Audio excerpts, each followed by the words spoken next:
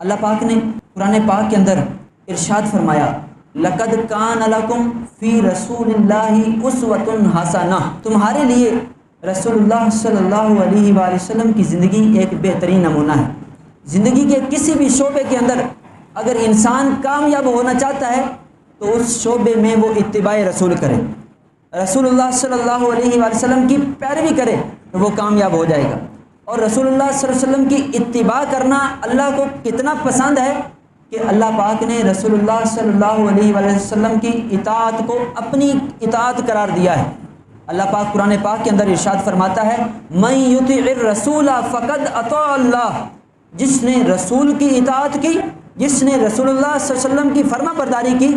یقیناً اس نے اللہ تعالیٰ کی ہی اطاعت کی۔ اللہ پاک قرآن میں فرماتا ہے فآمنوا باللہ ورسولہ النبی الأمی الذی یؤمن باللہ وکلماتہ واتبعوہ لعلکم تہتدون۔ اللہ نے فرمایا اے لوگو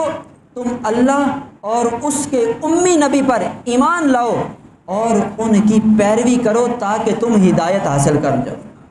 تو رسول اللہ صلی اللہ علیہ وآلہ وسلم کی اتباع میں ہی ہدایت موجود ہے۔ ہم چاہتے تو ہیں کہ ہمیں ہدایت مل جائے، لیکن رسول اللہ صلی اللہ علیہ وسلم کی پیروی کرنا ہمیں اچھا نہیں لگتا۔ اور اتباع رسول کا ایک مقام یہ ہے کہ جو اتباع رسول کرتا ہے، رسول اللہ صلی اللہ علیہ وسلم کا یہ دوسرا حق ادا کرتا ہے، اللہ پاک اس بندے کو اپنا محبوب بنا لیتا ہے۔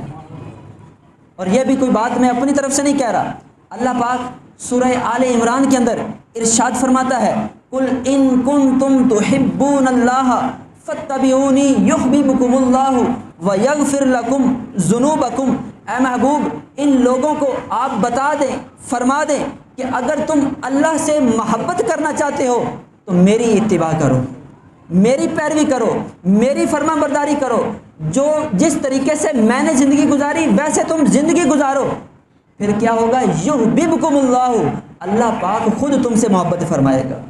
ویغفر لکم ذنوبکم، اور اللہ پاک تمہارے گناہوں کو معاف فرما دے گا۔ تو یہ رسول اللہ صلی اللہ علیہ وآلہ وسلم کا دوسرا حق ہے کہ ہر معاملے کے اندر پیارے آقا صلی اللہ علیہ وآلہ وسلم کی اتباع کی جائے، وہ معاملہ خوشی کا ہو یا غمی کا ہو، ہر معاملے میں ہمیں چاہیے کہ ہم آقا دو عالم صلی اللہ علیہ وسلم کی زندگی اسٹڈی کریں کہ اس لمحے میں ہمارے نبی نے کون سا طریقہ اختیار فرمایا، ہمارے نبی نے اس لمحے کے اندر کون سے کام کیے ہیں، پھر بندہ انہی کاموں کو لے کر اپنی زندگی بسر کرے۔